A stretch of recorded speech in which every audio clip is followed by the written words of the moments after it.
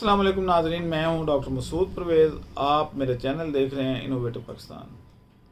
आज की वीडियो बहुत अहम है, ख़ास तौर पे हमारी पब्लिक के लिए कि आप लोग यूरोप का रुख करते हैं। आपको पता है कि इस वक्त यूके में भी दरवाज़े बंद हो चुके हैं, वहाँ की आवाम एहतजाज कर रही है इंडियन पाकिस्तानी लोगों को निकालने के लिए, और इसी तरीके से दूसरे मुल्कों में भी सैचुरेशन बहुत ज़्यादा है और वीज़े मिलने मुश्किल हो गए हैं। इवन दुबई भी सैचुरेट हो चुका है, बाकी ममालिक भी। तो फिर जाएं तो जाएं कहाँ? एक रोज़ा ट्रेनिंग का ऐलान। तारीख 25 सितंबर 2025 सुबह 11 से 1 बजे तक सोयाबीन मिल्क, 2 बजे से 4 बजे तक पीनट बटर, और तीसरी ट्रेनिंग सब्जियों और फलों को खुश्क करने का तरीका। ट्रेनिंग फीस 5,000 रुपये। बमकाम इनो veto office, Allama Iqbal town, Lahore.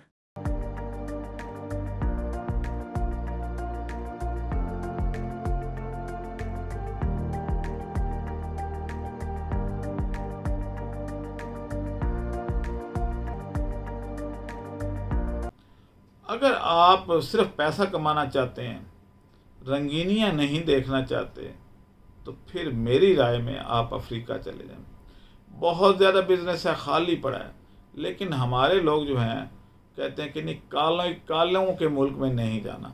हालांकि वो पुरअमन ममालिक हैं, मैं वहाँ रहा हूँ, काम किया है मैंने, तो वहाँ जाके आप आराम से ऐसे बिज़नेस कर सकते हैं जिससे कि आपकी किस्मत बदल सकती है। आप, एक तो होता है ना कि चंद सालों में तरक्की कर सकते हैं, मैं कहता हूँ चंद महीने में तरक्की करके तो आप उस लेवल पे जा सकते हैं जो कि आप ख्वाहिश रखते हैं। अब ये ममालिक जो हैं, यहाँ पे कौन कौन से बिज़नेस हो सकते हैं और इनको आप वहाँ अप्लाई कैसे कर सकते हैं, तो वो भी मैं बता देता हूँ। पहली बात यह है कि वहाँ पे कई ममालिक ऐसे हैं जहाँ पे आपको पाकिस्तानी एम्बेसी ही नहीं है, लेकिन वहाँ से इनविटेशन मंगवानी पड़ती है। इस सिलसिले में कराची में अक्सर जो ममालिक हैं उनके कौंसल खाने हैं, तो वहाँ से भी आपको हेल्प मिल सकती है। वो आपको इनविटेशन का बंदोबस्त करके दे सकते हैं और आप वहाँ जा सकते हैं। अच्छा, दूसरा तरीका ये है कि आप नाइजीरिया में हमारा है एम्बेसी है, वहाँ से रब्ता करके, कीनिया में है तो वहाँ से आगे भी आप जा सकते हैं, वहाँ से वीज़ा अप्लाई करें। तो मैंने भी जब वहाँ था तो खैर हमारा तो और था, मिशन था, तो उसमें जो है वो वीज़ा लगने आसान थे, लेकिन जो मेरे साथ दोस्त पाकिस्तानी वहाँ थे तो वो ऐसे ही करते थे कि वहाँ से आगे जैसे आप गए हैं, एवरी कोस्ट गए हैं, कैमरून गए हैं, बनीन गए हैं, बुर्किना फासो गए हैं, तो ये 9 मुल्कों तक का तो वैसे ही इत्तेहाद है, वहाँ पे ट्रेन चलती है।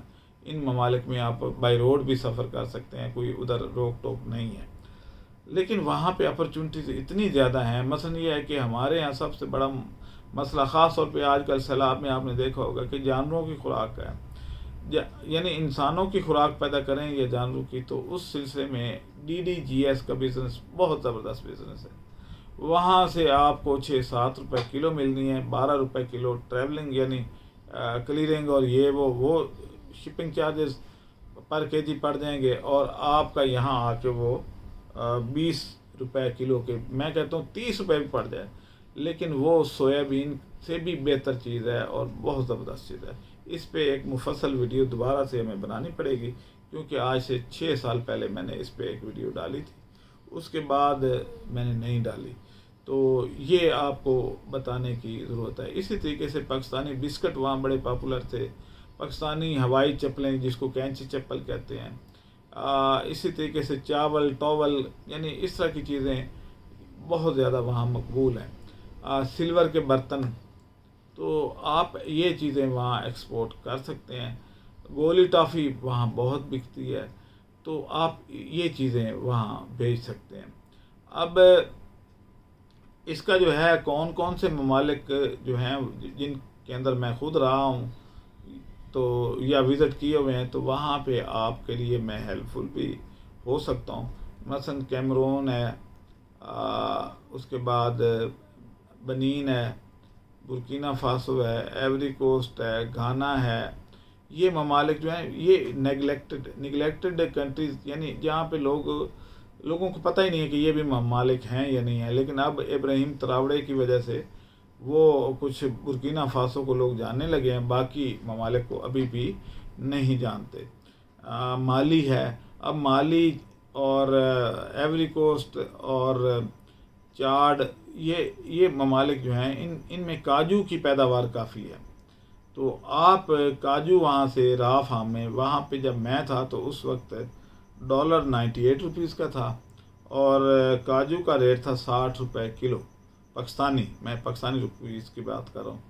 تو وہاں پہ جو کرنسی چلتی ہے وہ CFA، سیفا جس کو بولتے ہیں، یہ اس کی میرے خیال میں ایبریویشن یہ ہے کہ کرنسی آف فرانس ان افریقہ۔ تو وہاں پہ آپ کا $1 وہاں کے 7 سیفا کے برابر تھا، یعنی ہماری کرنسی وہاں کافی اسٹرانگ تھی۔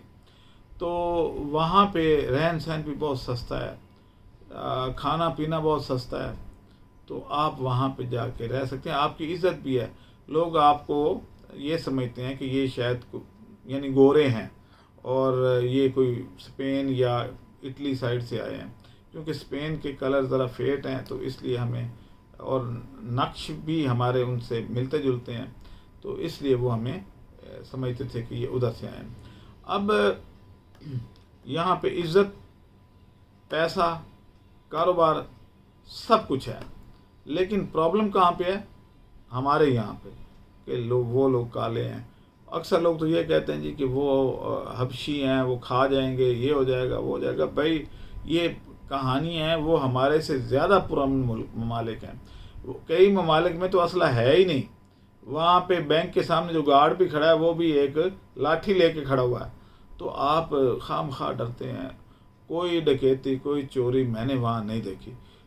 ہاں، کیمرون میں نے خبر سنی تھی کہ وہاں پہ لوگ کچھ اس طرح کے ہیں کہ چاقو دکھا کے موبائل چھین لیا رات کے وقت، تو گن ان کے پاس بھی نہیں ہے، چاقو دکھاتے ہیں۔ تو آپ یہ کام کر لیں۔ سارے جو ہیں وہ جنوبی افریقہ، یعنی جب بھی میں افریقہ کی بات کرتا ہوں تو سارے کہتے ہیں جنوبی افریقہ، یعنی پاکستانیوں کو جنوبی افریقہ کے علاوہ اور کسی ملک کا پتہ ہی نہیں ہے۔ تو آپ جنوبی افریقہ بڑا خطرناک ملک ہے، وہاں جانے سے گریز کریں اور ان ممالک میں جائیں جو پرامن ممالک ہیں۔ تو غریب ضرور ہیں، لیکن غربت ان کی اس لیے ہے کہ سارے ریسورسز موجود ہیں لیکن ٹیکنالوجی نہیں ہے۔ پاکستان ٹیکنالوجی میں ان سے کافی آگے ہے۔ آپ کے ہاں جو کاریگر ہیں، مثلا وہاں پہ اگر کوئی خراد مشین ہی لگا لیں تو میرا یہ خیال ہے کہ آپ کا اتنا کام چلنا ہے، کیونکہ مجھے کئی دفعہ خراد کے کام کی ضرورت پڑی تو میں پورا شہر پھرتا تھا تو کوئی خراد کی مشین ہی نہیں تھی۔ ایک دفعہ مجھے لیبارٹری کی ضرورت پڑ گئی تو پورے شہر میں ایک لیب تھی اور اس کے پاس بھی سٹاف نہیں تھا، ایکوپمنٹ تھا لیکن سٹاف نہیں تھا۔ تو ایسے لوگ وہاں چلے جائیں جو لیب ورک جانتے ہیں تو یہ کام ہو سکتا ہے۔ اب مجھے اجازت دیں، اللہ حافظ۔